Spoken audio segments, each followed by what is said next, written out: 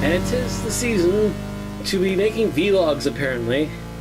Other than this one, I apparently have one more planned yet by the end of the month. Also, after the review that's going to come out more or less the same day / tomorrow, depending on when this one gets released, because, December 24th, New Year's Eve, Christmas Eve, New Year's. And then tomorrow's Christmas, and obviously, as soon as I bring everything up to my room, I'll do a Christmas vlog about the physical items I got this year, as well as probably listing some of the other things I've been getting. Yeah. So this should be interesting. So, this vlog, obviously, the final chapter of The Hobbit, the Battle of the Five Armies, finally came out this month. And honestly, I don't remember such a low amount of buzz going on about the Hobbit movies until this year. Maybe it's just because everyone already expected, well, it's an obvious must-see movie. I don't know, but I figure it's worthy of me putting a little vlog up.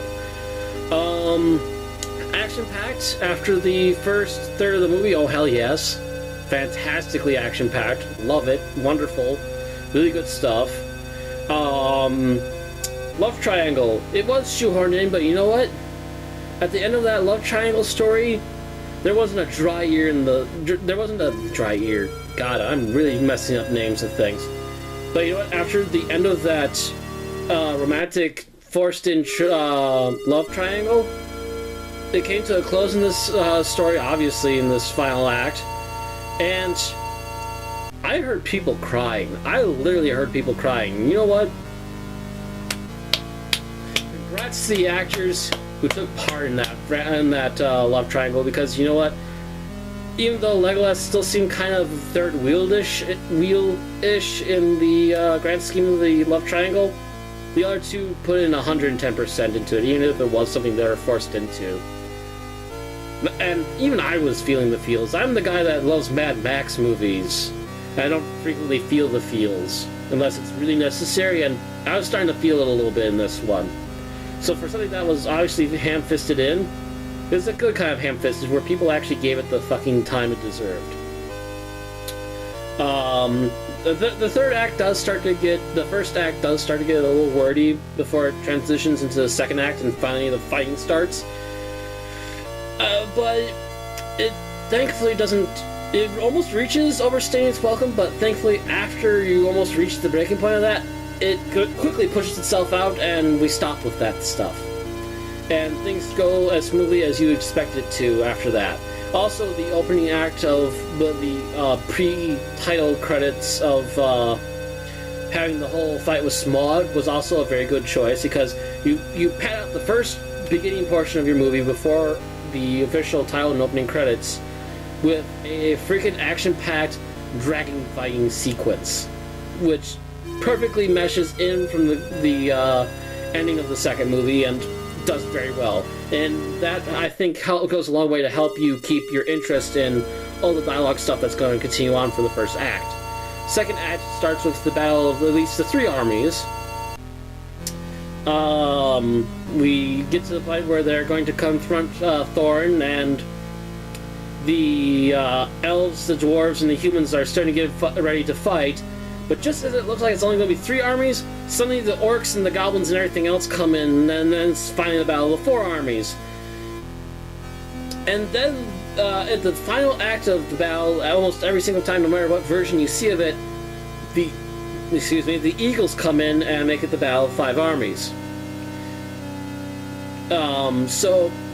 And I might also add that we get our token appearances of, I think it was Bjorn is his name? The giant, the skin changer.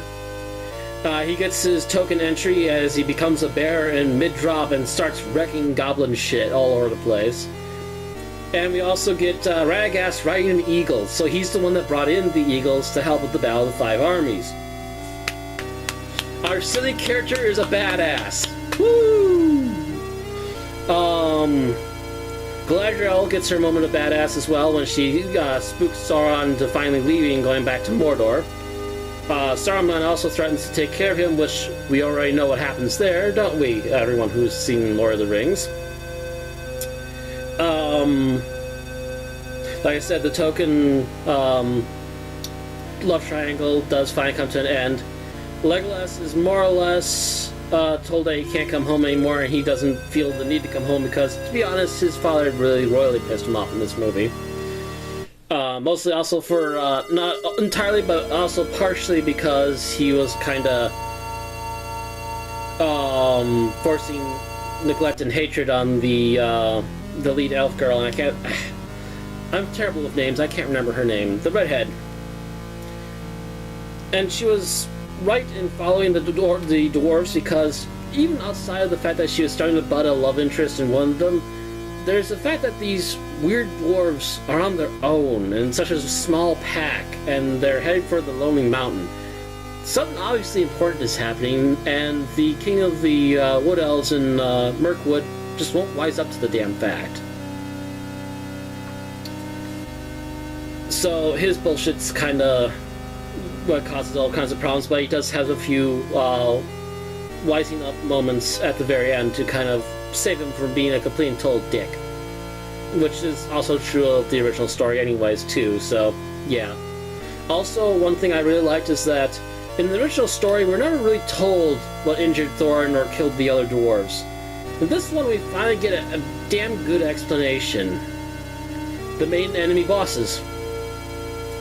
That's all I needed. That's all you need to convince me that there's a reason to actually kill off that line of kings of the dwarves, and that's because badass that their family line has been screwing with the entire generation after generation up till this point. Finally got to kill them, but not without getting fucked up himself. So that came to a decent closing, and that also, again, in my opinion, gives a much better closure to the dwarves. Also, better closure on Bilbo being knocked out is that he's only knocked out for a couple hours, because literally knocked out for months? Seems a bit over the top and ridiculous if you ask me. It would have been nice if Thorin would have lived long enough to get pulled off the mountain and then we had the deathbed sequence instead like it was originally intended, but I'll take what I can get, and it was not by any means badly done either way. So that being that, I do think this is definitely a bit more action-packed, and because it was more action-packed, I do think it's a slightly better fantasy movie overall as a final, especially as a final act. So I would say, in the grand scheme of all three movies tied together, this is probably the really nice, strong ending that we needed. It does make up for the little less action that we had in the second movie, because there's a lot of sitting around in that one. So, yeah, I think in general the third movie was actually pretty good in my opinion, but I'm a stickler for detail, and I'm also a huge Tolkien fan, so yeah. But that's about it. I've spent already about 8 minutes on this, and I think we're pretty good on that. So, for anyone who's looking on an opinion to see the final act, yes, it's a damn good final closer. It might even get you to feel the feels, or even be a tearjerker at the very end. You don't always get a tearjerker in a fantasy science fiction film, but this one could possibly be it. Some very deep themes in this one, for the genre that it is.